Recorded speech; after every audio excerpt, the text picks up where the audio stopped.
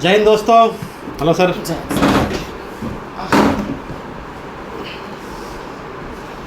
तो दोस्तों आपका स्वागत है हमारे चैनल कल की भारत पर, और हमारे साथ हैं हमारे एक्सपीरियंस सर सुजीत सर। तो सर आज का क्या विचार है हमारा? आज बहुत उदास भी आप दिख रहे हैं। मैं ही उदास नहीं हूँ। उदास कौन नहीं है, ये पूछिए, उदास कौन नहीं। ये जो झटका देने की जो आदत है मोदी जी की, ये कहीं भी नहीं जाती। हाँ, झटका जैसे कि नोटबंदी का झटका हाँ, लगा था, 370 का झटका लगा था, और अभी सीज फायर का झटका लग गया। आप इस बंदे को कभी प्रेडिक्ट कर ही नहीं सकते। कब कौन सा डिसीजन लेने वाला है किसी को नहीं पता।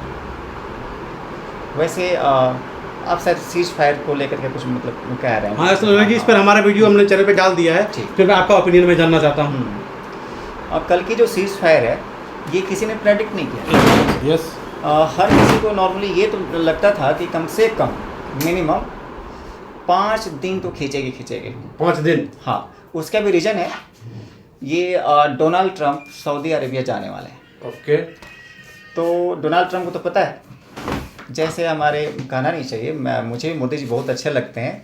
तो जैसे मोदी जी को कैमरा पसंद है, वैसे डोनाल्ड ट्रंप को भी पसंद है कैमरा कहिए या फेम नेम, जो कुछ भी, मतलब जहाँ जाए केवल उन्हीं की बात होनी चाहिए। ओके। हाँ, तो सपोज इस टाइम में एशिया में ट्रंप आ रहे हैं सऊदी अरेबिया, और सारे न्यूज़ चैनल पीछे पड़े हैं किसके? इंडिया पाकिस्तान। और ये ट्रंप बर्दाश्त नहीं कर सकता। ये आपने बहुत बड़ी बात की। शायद मुझे लगता है कि बड़े बड़े चैनल्स ने इस चीज़ को नहीं निकाला होगा या नहीं दिखाया होगा। तो ये ट्रंप को बिल्कुल ही बर्दाश्त नहीं हो सकता था, और ट्रंप को अपनी जनता को दिखाना भी था। ट्रंप इस बार चुनकर आए ही इसलिए थे कि मैं शांति स्थापित करूंगा पूरे वर्ल्ड में। स्टार्ट किया रसिया और यूक्रेन से, और शांति कैसे स्थापित करते किया ना। यूक्रेन का 50% जो उसका रिसोर्स है, रेयर मेटल वगैरह, सब कब्जे में ले लिया, हो गई शांति। फिर इधर हमास और इजराइल देख ही रहे हैं। अब उन्होंने ये दिखाया, इंडिया पाकिस्तान का अगर मतलब कि वॉर रुकवा दूँ तो भाई जनता भी समझ जाएगी कि भाई ट्रंप साहब जो हैं बहुत पीसफुल है। सही बात है, बिल्कुल सही। एक मेडल भी मिल जाएगा उसका, नोबेल प्राइज़ मिल जाएगा पीस का। हाँ, आप कर सकते हैं इसमें। जब क्या कहते हैं, बंगाल के जो हमारे जो भी पीएम, राष्ट्रपति पीएम जो भी हैं, तो उनको नोबेल प्राइज़ मिला था, और उनका असलियत क्या है वो हमारे सामने आ गई है। बांग्लादेश के जो हमारे जो है, कौन, मैं नाम नहीं भूल रहा हूँ, मैं नाम छोड़िए ना, ऐसे लोग को नाम लेना भी ठीक नहीं है। तो मेन बात आती है सीज फायर हुआ क्यों। इसके कई रीज़न हो सकते हैं। एक रीज़न तो जनरली ये इसको आप मजाक में समझिए जो भी, हालांकि रीज़न ये है, जनरली ये रीज़न है। दूसरा रीज़न जहाँ तक मुझे लगता है, हमने 9 तारीख को जो अटैक किया था मिसाइल से, तो सरगोदा एक जगह है पाकिस्तान में। सरगोदा में क्या है, उनकी जो भी एटॉमिक स्ट्रक्चर वगैरह है, चाहे मतलब जो भी न्यूक्लियर, तो वहाँ पे जो क्या बोलते हैं पिच है, जिस पे एयरक्राफ्ट वगैरह मतलब लैंड करते हैं, या मतलब वहाँ से टेक ऑफ करते हैं, उसको हमने डैमेज कर दिया।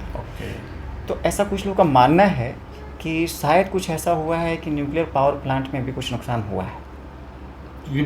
दोस्तों मैं बता दूं, बहुत कम लोग, जो एक ट्रम्प के बारे में बताया इन्होंने, और एक ये हमारा जो न्यूक्लियर पावर प्लांट के बारे में, या जो भी था सिचुएशन था उसके बारे में, बहुत कम लोगों को ये पता है, और किसी चैनल ने अभी तक शायद इस चीज़ को नहीं दिखाया, जहाँ तक मैं जान रहा हूँ। इसका एक और रीज़न है, मतलब कि 10 तारीख को सीज फायर होने से जस्ट पहले वहाँ पे न्यूक्लियर जो कमेटी थी, उनकी अर्जेंट मीटिंग बुलाई गई थी।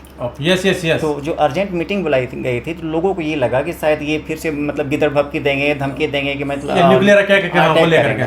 लेकिन मुझे पूरा 100% भरोसा है कि नहीं, ऐसा कुछ नहीं हुआ है। हो सकता है कि प्लांट में कोई मतलब कि डिफेक्ट वगैरह आया हुआ है, जिसकी वजह से उनको डर है कि रेडिएशन वगैरह फैलता है, तो बहुत सारा एक कारण ये है भी, या फिर हो भी सकता है। हम कह नहीं सकते कि मतलब क्या मतलब ओरिजिनल रीजन है। तो एक बड़ी बात सर इन सब के बीच जो निकल के आ रही है, कि लोगों को देखा, मैंने बहुत सारे चैनल्स पे देखा कि 1971 का वार और नॉट 25 का वार, मोदी वर्सेस इंदिरा, यह हमने लगा भी रखा है यहाँ पर, जो हमारा जो मेन मुद्दा भी आज का है, मोदी वर्सेस इंदिरा। तो इसके बारे में आपका क्या ख्याल है? इसके बारे में आप थोड़ा प्रकाश डालें, क्या है? देखिए, ये जो है अलग अलग आयाम में परिस्थितियाँ अलग अलग होती हैं। बिल्कुल सही है। अगर उन परिस्थितियों को कैलकुलेट करते हुए चलें तो बात करना जो है काफ़ी बेहतर रहेगा। 1971 से जस्ट पहले 1965 में भी हमने एक वॉर जीता था, लाल बहादुर शास्त्री के, लाल बहादुर शास्त्री जी के। और उस समय देश का कंडीशन इतना खराब था, हम गरीब थे, हाँ, देश ही हमारा गरीब हमारे था। पास खाने के लिए कुछ नहीं था। अमेरिका से हमने गेहूं मांगा तो उसने पता है कैसा गेहूं भेजा, जो उनके वहाँ सुअर खाते थे, और लोग अपने गहनों को जो है लेगी, यहाँ के गहनों को बेच करके हम युद्ध का पैसा जो है वो जमा करते तब से ही ये जो मतलब कि रविवार का व्रत चलता है, स्टार्ट कब से हुआ? तब से ही। एक दिन हम खाना नहीं खाएंगे, हमारी आर्मी खाना खाएगी। क्या बात है, क्या बात है। तो वैसे कंडीशन में हम पाकिस्तान से जीत जाते हैं। 1971 में हम पाकिस्तान से जीत जाते हैं। इसके बावजूद भी कि अमेरिका बिल्कुल हमारे अगेंस्ट में, हमारे अगेंस्ट में था। अमेरिका जो भी था, मतलब कि पूरा यूरोपीय यूनियन जो है वो पाकिस्तान के साथ। हाँ। तो अमेरिका के अगेंस्ट में होने के बावजूद भी, हाँ, यहाँ पे कुछ लोग ये जरूर बोलते हैं कि रसिया ने इंडिया का हेल्प किया। अरे महाराज, जब आपके पास विल पावर नहीं होगा, कोई भी आपकी हेल्प करेगा, कुछ नहीं होता है। सही बात है, बिल्कुल। विल पावर ज़्यादा मायने रखता है, बहुत मायने रखता है विल पावर। आप करना क्या चाहते हैं? अभी तो रसिया भी साथ था और इजराइल तो कम्प्लीटली साथ है, उसे जो डिमांड किया था वो फुलफिल करता। हाँ, यूएस तो देखिए, यूएस क्या है कि अपना गेम खेलता है वो। जनरली यूएस ही नहीं, सब गेम खेलते हैं, सबको पैसा से मतलब है। जियो पॉलिटिक्स में कोई भी ना तो आपका परमानेंट मतलब कि दोस्त होता है और न ही कोई आपका परमानेंट दुश्मन होता है।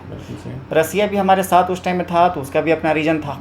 इस टाइम अमेरिका है हमारे साथ या नहीं भी है साथ। देखिए सर, अमेरिका का जैसे देखा मैंने यूक्रेन वाला बात के बाद, हाँ जी, कि लोगों ने ट्रस्ट छोड़ दिया है अमेरिका से। अमेरिका हो कब पाकिस्तान के साथ हो जाता है या कभी इंडिया के साथ, जहां पर उसको अपना फायदा दिखता वो उसके साथ घुसता। ये श्योर सी बात है। हाँ, चाइना बिल्कुल रहा पाकिस्तान के साथ, ये सारी बातें हुई। तो अभी तो हम कंपेयर कर रहे थे हम लोग 71 और अभी इसके बीच में अभी क्या हुआ, उसमें क्या था? तो वही मैं वापस आ रहा हूँ कि अमेरिका पूरी तरह से मतलब कि खुलेआम पाकिस्तान के साथ था, लेकिन इंदिरा गांधी की विल पावर, भले जो कुछ भी हो, हमने क्या बोलते हैं, वार जो है जीतने के बाद जो भी सिनेरियो रहा हो, हमने मतलब कि उनके 93,000 जो आर्मी थी उनको रिटर्न कर दिया। जो शिमला समझौता हुआ, हम चाहते तो उस टाइम पे काफ़ी कुछ बार्गेनिंग कर सकते थे, लेकिन नहीं किया। परिस्थिति अलग हो सकती है, और इसमें कौन कह सकता है कि रसिया हमारे साथ था? रसिया चाहता तो हम बार्गेनिंग करते। ये समझौता, शिमला समझौता हुआ, इसमें रसिया का ही तो मेन रोल है, जिसकी वजह से हमें सब कुछ मतलब वापस करना पड़ा। जीतने के बावजूद भी हमें कुछ नहीं मिला। तो हर समय में हर युद्ध का अलग अलग सर्कमस्टांसेस अलग अलग होते हैं, परिस्थितियाँ अलग अलग होती, सही बात है। और आज के समय में बात करेंगे तो आज हमारे पास देखा जाए तो इतनी रिसोर्सेस हैं, और हमारी आर्मी अभी काफ़ी मजबूत है। पिछले 4 दिनों में आपने देखा भी, ऐसी परिस्थिति में अगर हमारे साथ कोई नहीं भी है तो हमारे अगेंस्ट भी कोई नहीं आ सकता। हाँ, जो सिचुएशन है, और सबसे बड़ी बात है हमारा मार्केट वैल्यू भी इतना ज़्यादा है वर्ल्ड में कि कोई इस मार्केट को लूज़ करना नहीं चाहेगा। इवन चाइना भी हमारी मार्केट को लूज़ करना नहीं चाहेगा। बिल्कुल सही है। तभी तो चाइना भी डायरेक्टली मतलब पाकिस्तान के साथ नहीं जा सकता। पीठ पीछे जो भी उसकी हेल्प करता हो अलग मैटर है, डायरेक्टली नहीं जा सकता। नहीं, उसके क्या कहते हैं कि उसने कहा चाइना ने कि शायद कल का ही न्यूज़ है ये कि I am totally with Pakistan. उन्होंने कहा, अब टोटली किस सेंस में, वो अपना सेना वगैरह तो नहीं भेजता, हाँ उसको कुछ एम्यूनिशन वगैरह जो है वो प्रोवाइड कर रहा टाइम टू टाइम। ये बातें हो सकती हैं। बिल्कुल। हाँ, एक है क्या बोलते हैं, अमेरिका का फूफा है, यूरोपीय यूनियन है उनका फूफा है, और पाकिस्तान का फूफा है टर्की। सबका फूफा बना फिरता है। अब उसको फूफा बना के लोग क्यों घूम रहे हैं, इसको तो मैं कुछ नहीं बता सकता। इसका रीज़न है नहीं, इसका जो मुझे क्या कि जियो जो लोकेशन है ना, उसके कारण जो है उसका, चूंकि वो रसिया वगैरह सब से है ना, तो एक वहाँ पर जो एक सेंटर बन सकता है, जब कभी इन फ्यूचर युद्ध वगैरह होता है तो एक सेंटर बनाने के लिए, और उधर से जो है हमारा नॉर्थ ईस्ट में एंटर करने के लिए है। इनका जियो पॉलिटिक्स में वहाँ पे इनका जो बॉर्डर है इस्तांबुल, और मतलब कि इनके बीच में जो मरमरा सीज वगैरह है, वहाँ से बहुत सारे जहाज वगैरह पार करती है। तो हो सकता है उसको दिखाने के चक्कर में मतलब कि सब देखिए नॉर्थ ईस्ट में क्या है कि इधर से जब हमारा एंट्री करेंगे, इधर से पूरा एक साइड से जो है वो ईरान है, तो ईरान और उधर आगे हमारा क्या कहते हैं कि जो भी और कंट्रीज है वो एंट्री होती नहीं है उधर से। ईस्टर्न यूरोप को वेस्टर्न यूरोप से जोड़ने का सबसे बड़ा साधन जो है टर्की के थ्रू, हाँ, जिसकी वजह से ये लोग इसको फूफा बना के घूमते फिरते हैं, और टर्की को बनना है खलीफा, और नाटो का वो मेंबर भी है। हाँ, नाटो का, वही तो बताया ना, कौन से मतलब कि मुस्लिम कंट्रीज नाटो का मेंबर टर्की का लाओ, तभी तो बोला ना कि फूफा बना फिर रहा है, जबकि वो फॉलो भी पूरा प्रॉपरली नहीं करता है। चलिए हम वापस आते हैं अपनी बात पे। अभी इस टाइम पे हमारे पास सब कुछ था, हम अमेरिका को भी प्रेशर में ला सकते थे, लेकिन हमें हमारे जो कहना नहीं चाहिए, लेकिन क्या पता, शायद टैरिफ वार जो चल रहा है, तो टैरिफ वार ही होनी चाहिए थी। तब इस तरह की वार करने की ज़रूरत क्या थी? जब आपने इस तरह की वार करी तो फिर टैरिफ वार से डरते क्यों? अमेरिका आपके ऊपर कितना टैरिफ लगा देगा, उससे आप क्यों डर रहे हो? अमेरिका आपके ऊपर टैरिफ लगाएगा तो फिर मार्केट कहाँ से करेगा? क्योंकि चाइना से ऑलरेडी उसका चल रहा है। जब तक आप अपना इंटेंशन नहीं दिखाओगे किसी देश को, वो आपको हमेशा दबा के ही रखेगा। चाइना ने माना 235% टैरिफ लगाया अमेरिका पे, चाइना पीछे हटा? नहीं पीछे हटा, क्योंकि उसका इंटेंशन क्या है कि भाई मुझे तुम दबा नहीं सकते, मैं प्रोग्रेस कर रहा हूँ तो अपने पैरों के क्या बोलते हैं, अपने भरोसे कर रहा हूँ, मेरे पास इतने प्रोडक्शन है मेरे पास। एक एग्जांपल देता हूँ आपको। अभी इंडिया और चाइना की बात करें तो हमारा जो ट्रेड है वो क्या डेफिसिट में चल रहा। 80% चाइना एक्सपोर्ट करता है, हम उनसे उन्हें 20% इम्पोर्ट करते हैं। इसमें है क्या? अगर हम चाइना को बॉयकॉट करते हैं कि चाइना का हम क्या बोलते हैं, वहाँ से जो भी प्रोडक्ट वगैरह हम उसे परचेज नहीं करेंगे, तो इसमें केवल चाइना का नुकसान है क्या? नहीं है, इसमें हमारा भी नुकसान है। सही बात। बहुत सारे मेडिसिन से रिलेटेड जो भी मतलब कि केमिकल्स वगैरह हैं या फिर जो चिप्स वगैरह हैं, माइक्रो चिप्स वगैरह हैं, ये सब इसके लिए हम चाइना पे ही डिपेंडेंट हैं बहुत चीज़ों पे। हाँ, चाइना तो बहुत पूरा वर्ल्ड ही डिपेंड है बहुत चीज़ों। इसमें देखा जाए तो इसमें टैरिफ से डरने वाली कोई बात नहीं।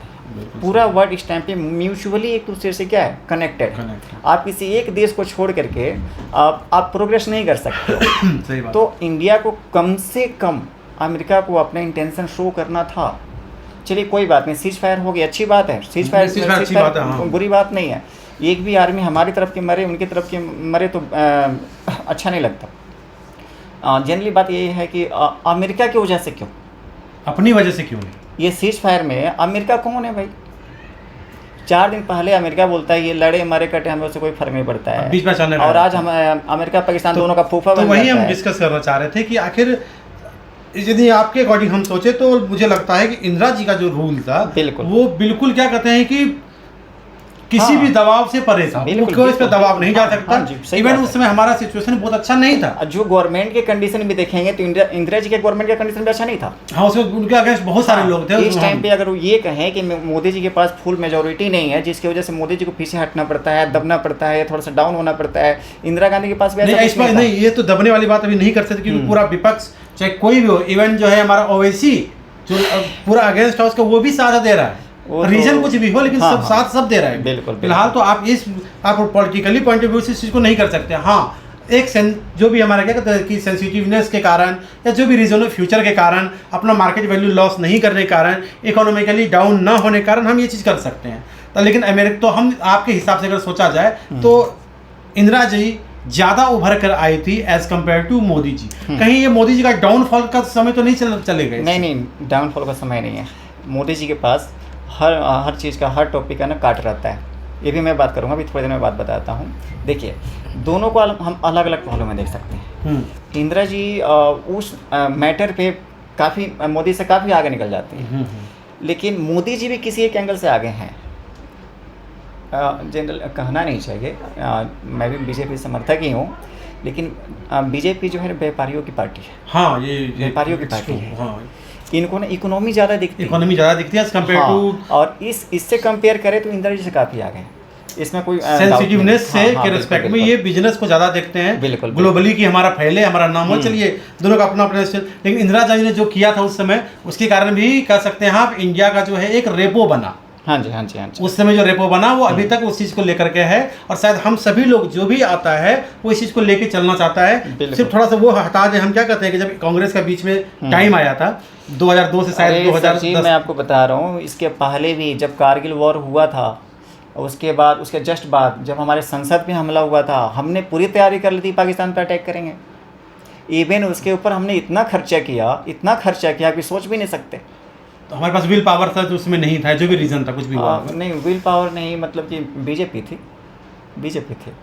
इनको व्यवसाय करना है। अच्छा, इनको व्यवसाय करने आता है, इनको लड़ने नहीं आता। तो मतलब कि इकोनॉमी को के कारण उस टाइम में तो हमारे अटल बिहारी वाजपेयी जी थे। जितनी आर्मी हमारे ऐसे नहीं मरती है उस टाइम पे, मतलब कि क्या वो ट्रांसपोर्ट करने में यहाँ से मतलब कि वहाँ से वहाँ मतलब कि ट्रांसपोर्ट करने में मर चुकी थी। जितना खर्चा वॉर में नहीं होता, हमारा ऐसा हो गया था, लेकिन हमने वॉर लड़ी नहीं। उस टाइम भी यार पर हो सकता था। ओके।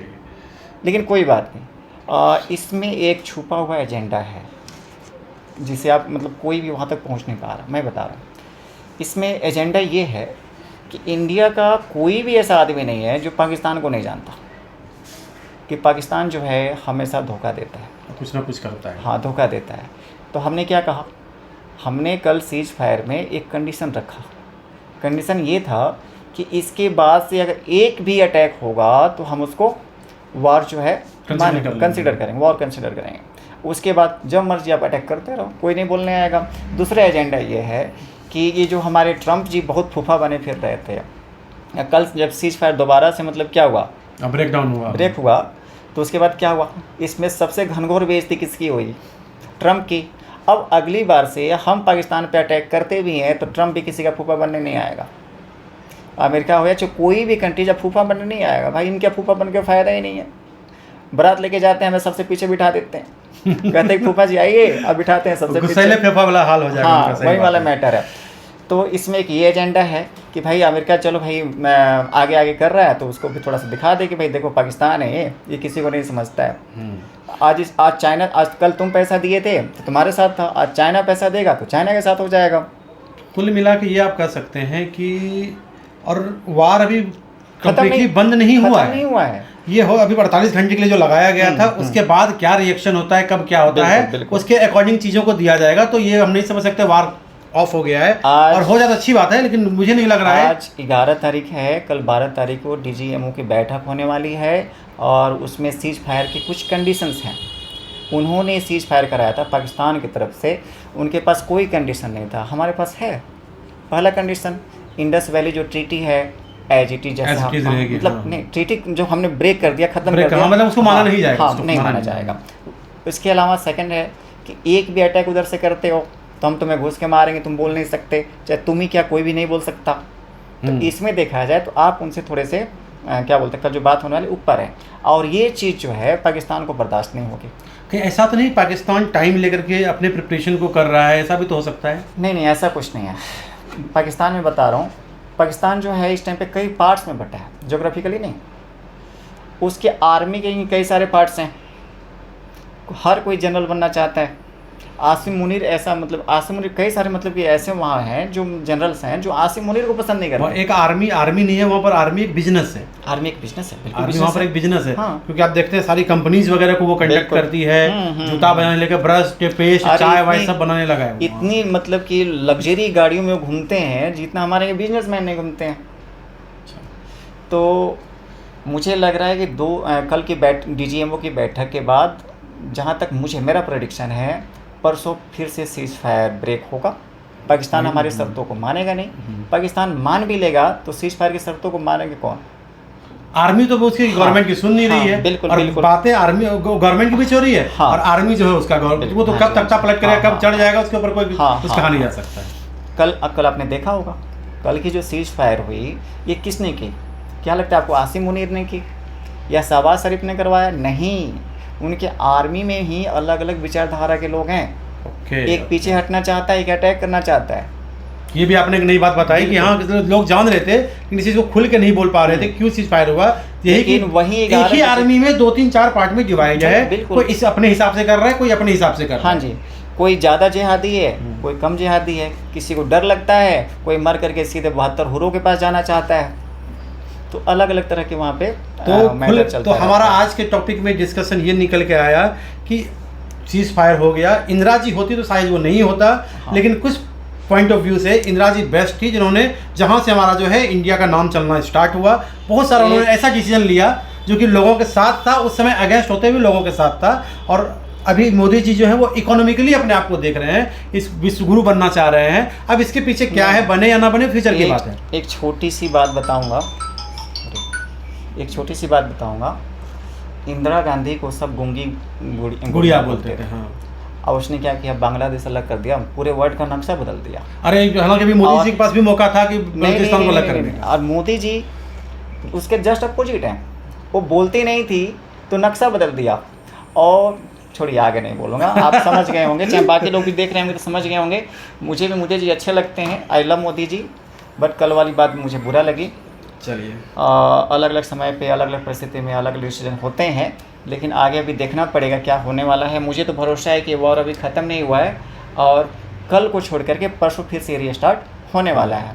और अब जो होगा आर या पार की होगा, और इसमें कोई भी मतलब कि फॉरेन कंट्रीज मतलब कि खास तौर पे इन्वॉल्व नहीं होगा तो उसको कंसीडर नहीं किया जाएगा, उसको रिजेक्ट कर और हम दिया चाहें जाएगा। तो एक साथ ये टर्की फर्की कुछ भी नहीं है कि कोई औकात नहीं है, हम चाहें तो एक साथ चाइना और पाकिस्तान दोनों से लड़ सकते हैं, क्योंकि चाइना के पास जो भी रिसोर्सेज हैं, रिसोर्सेज की कमी नहीं है, उनके पास भरा हुआ है, लेकिन सब क्या है वही है। आपने देखा हमने क्या किया पाकिस्तान में, मतलब उनका जो डिफेंस सिस्टम था, उनकी जो मिसाइलें थी, उनका जो ड्रोन था, हमने उसको कैसे निपटा दिया। तो जैसे उनको निपटा दिया है तो चाइनीज ही, तो हम उनको भी निपटा लेंगे।